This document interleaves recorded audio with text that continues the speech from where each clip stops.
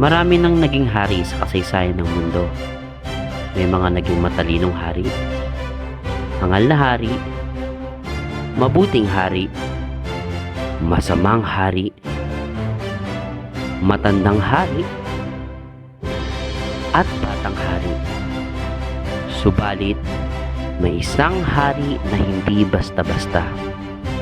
Ang haring ito ay kakaiba dahil ang kanyang kaharian ay sobrang laki. Siya ang pinakamatalino at pinakamarunong sa lahat ng hari. Lahat ng nangyari sa mundo ay alam niya, pati na lahat ng mga mangyayari pa.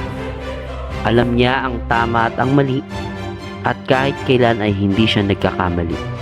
Siya ay perpekto. Siyempre, katulad ng ibang hari, ang haring ito ay may mga tagasunod. At ang ilan sa kanyang mga tagasunod ay may trabaho sa kaharian niya na tumugtog ng musika. Ito ang trabaho ng mga tagasunod ng hari.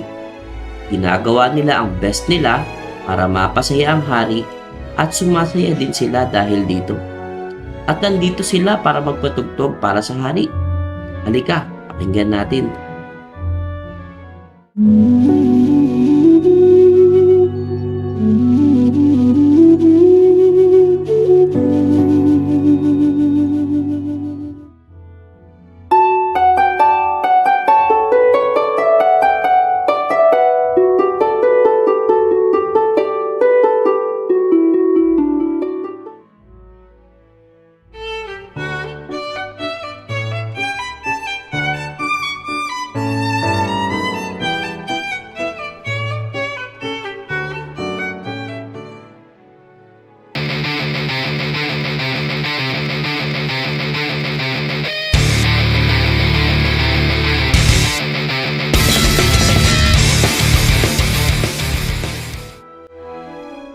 Teka.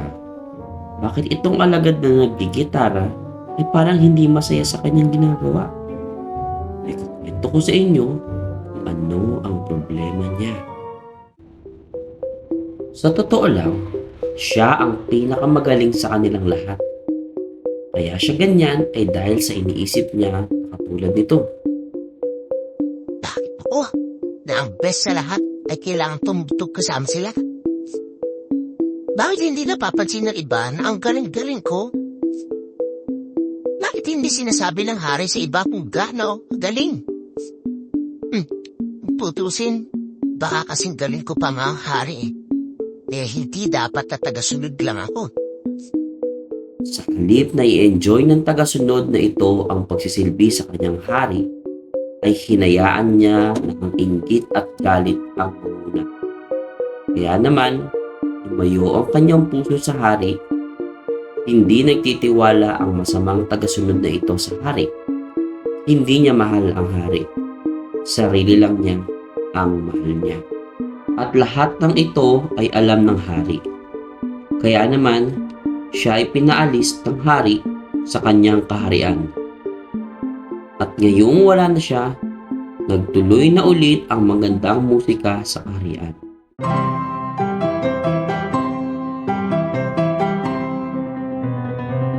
Mamaya, ikukwento ko sa inyo kung ano ang nangyari sa pinalayas na alagad. Pero bago yan, ay ikukwento ko muna sa inyo kung ano ang iba pang nangyari. Ang mabuting hari ay nagpatayo ng isang napakagandang lugar. Marami itong malinis na tubig, mga puno at mga hayop. At ito ay binigay niya sa kanyang dalawang anak, isang lalaki at isang babae. Masayang-masaya ang hari sa dalawang ito. Ipinakita niya sa kanila ang lahat ng kanyang ginawa. Tuwang-tuwa siya kung paano nagustuhan ng dalawang ito ang lahat ng kanilang nakikita. Mahal niya ang dalawang ito dahil sila ay anak niya. At mahal din siya ng mga ito. Pero hindi sila mahal ng masamang alagad. Mukhang nainggit yata kasi binigyan ng magandang paraiso ang dalawa. Samantalang siya, wala na nga. Pinalayas pa. Ano man ang dahilan ay nagagalit siya na makitang masaya ang hari sa dalawang ito. Sa susunod na session ay malalaman natin kung ano ang nakakagulat na ginawa ng masamang alagad para lang masira ang buhay ng dalawang